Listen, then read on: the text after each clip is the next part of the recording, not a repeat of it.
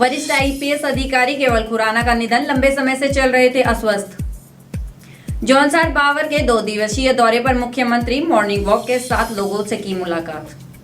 सिलक्यारा सुरंग के समीप बाबा बौगनाथ देवता का मंदिर बनकर तैयार, प्राण प्रतिष्ठा की तैयारी तेज।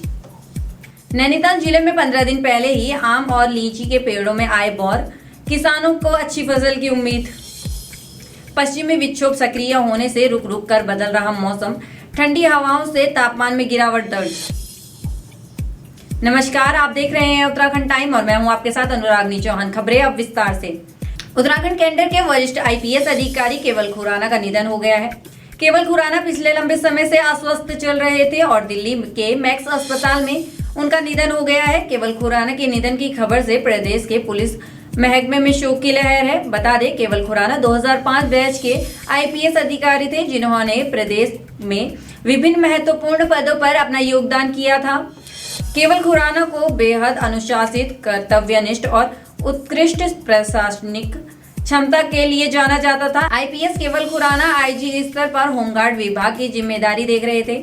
इसके अलावा उन्होंने राज्य में सबसे अहम पदों पर रहते हुए अपनी अलग पहचान बनाई। केवल खुराना को देहरादून में ट्रैफिक व्यवस्था के सुधारीकरण के लिए भी जाना जाता है। उन्होंने देहरादून में आईपीएस के तौर पर जिम्मेदारी संभालते हुए देहरादून की ट्रैफिक व्यवस्थाओं को पटरी पर लाने का अथक प्रयास किया था।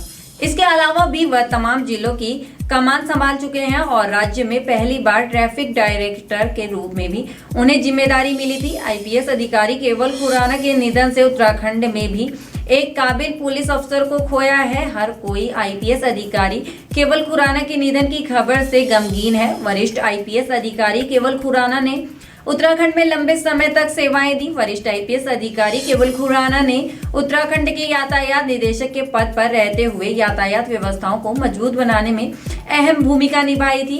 उनके निर्देशन में 29 फरवरी 2020 को यातायात निदेशालय की ओर से उत्तराखंड ट्रैफिक आई ऐप का शुभारंभ किया गया था। ऐप का मुख्य उद्देश्य यातायात व्यवस्थाएं बनाए रखने और नियमों का उल्लंघन करने वालों पर सख्त कार्रवाई करना था, जिसमें लोग भी पुलिस का सहयोग कर सके।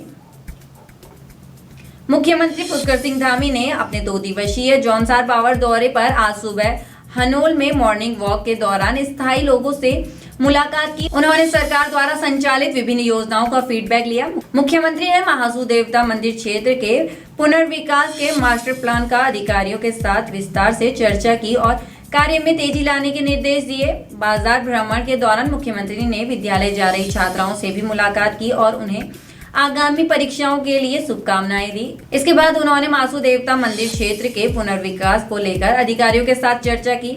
साथ ही पुनर्विकास कार्य में तेजी लाई जाने के लिए और श्रद्धालुओं की सुविधाओं को ध्यान में रखते हुए योजनाओं को प्रभावी ढंग से लागू किए जाने के लिए निर्देश दिए।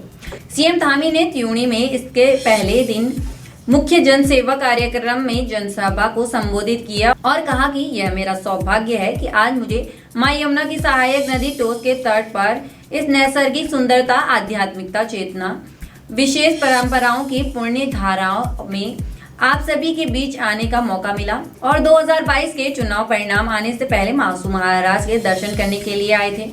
इसके बाद से प्रतीक्षा थी कि कब महासू महाराज बुलाएंगे। उत्तरकाशी में निर्माणाधीन सिलक्यारा सुरंग के समीप बाबा बौगनाथ देवता का मंदिर बनकर तैयार हो गया है। कार्यदायी संस्था की ओर से इसका निर्माण कार्य पूरा होने के बाद अब इसे रंग रोगन के साथ प्राण प्रतिष्ठा को लेकर तैयारियां शुरू कर दी हैं।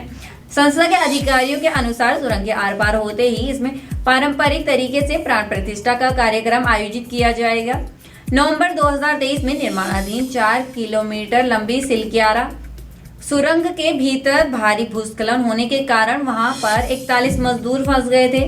उनको सुरक्षित निकालने के लिए राष्ट्रीय और अंतर्राष्ट्रीय स्तर के विशेषज्ञ पहुंचे थे, लेकिन जब सफलता नहीं मिली तो सबने बाबा बौगनाथ देवता पर अटूट आस्था दिखाई थी और मजदूरों के सुरक्षित रेस्क्यू के लिए प्रार्थना की, जिसके कुछ दिनों के बाद सभी मजदूरों का सकुशल रेस्क्यू हुआ था। वहीं एक वर्ष बाद मंदिर बनाकर तैयार हो गया है।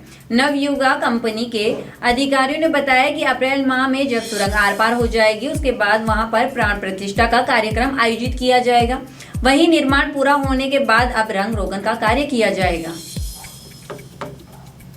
रामनगर नैनीताल में आम और लीची के बागों में समय से पहले बौर आ गए हैं। पेड़ों में बौर आने से बागवानों में खुशी की लहर है। मौसम अनुकूल रहने से आम के पेड़ों पर 15 दिनों पहले ही बौर आ गए हैं। लीची के बाग में भी बौरों से लदे हैं। इससे अच्छी पैदावार की उम्मीद बढ़ गई है। फलों के पेड़ों में बौर की यह बहार किसानों के लिए अच्छे मुनाफे का संकेत दे रही है। नैनीताल जनपद अपने मीठे आम और रसीले लीची के लिए जाना जाता है। इस बार जिले के रामनगर, कालाडूंगी, चकलुआ और कोटाबाग क्षेत्र में आम के बागान और लीची के बागान बौरों से लदलद हो गए हैं। किसानों और ठेकेदारों का कहना है कि इस बार आम और लीची की बहुत पैदावार की उम्मीद है। अगर मौसम सही रहा तो हम अच्छा मुनाफा कमा सकते हैं। नैनीताल जिले की ये फ्रूट बेल्ट किसानों की आय का प्रमुख साधन है। ये बागानों में दशहरी, लंगड़ा, चौसा, आम्रपाली और फजली जैसे आमों की कई किस्में पाई जाती हैं। आम की हर मुख्य किस्म का स्वाद और सुगंध अलग अलग होता है। स्थानीय लोगों की जरूरत के साथ ही यहाँ के आमों का बड़े पैमाने पर एक्सपोर्ट भी होता है।